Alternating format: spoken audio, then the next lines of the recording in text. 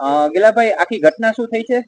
આખી ઘટનામાં એવું છે કે જૂની અદાવત નહીં જેવી બાબત હતી અને આયા ગામે પેટ્રોલ પંપ બનાવ્યો છોકરો, તો સાંજના ટાઈમે ઘરે જતો અને જે સામેના શખ્સ છે એમને હેરું રાખી અને બધી મંડળી બનાવી અને સામે ઘરે જતા સામે બોલેરો કાર લઈ અને ગાડી ભટકાડી અને એ 6 લોકો ઉતરી ગયા.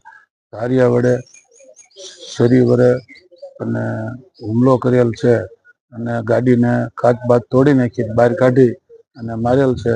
પછી અમને વાયા જાણ મળી એટલે અમે સાયલા દવાખાને દોડી પહોંચ્યા અને સાયલા દવાખાને અડધો કલાક જેવો થયો તો ડૉક્ટરે કે મારા ભત્રીજાને મૃત જાહેર કરેલ છે. તો અમારે પછી કોરેશન પીએમ રિપોર્ટ કરાવવા અને રાજકોટ આવેલા.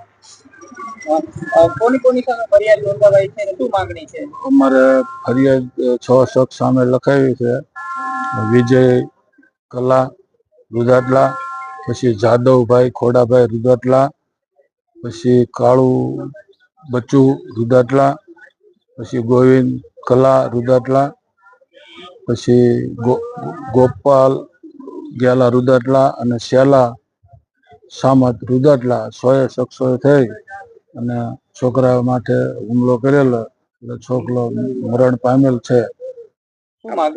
અમારી માંગણી એ છે કે વહેલી તકે આરોપી પકડાઈ જાય અને વહેલી તકે અમને સાયલા પોલીસ સ્ટેશન કે સાયલા કે અમને પોલીસનો ન્યાય મળે અને જલ્દી આનું નિરાકરણ થાય એવી અમારી અપેક્ષા.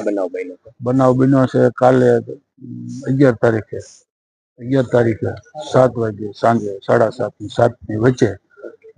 સાયલા પોલીસ તપાસ ચલાવે છે અને જલ્દી અમને ન્યાય મળે એ અમારી અપેક્ષા.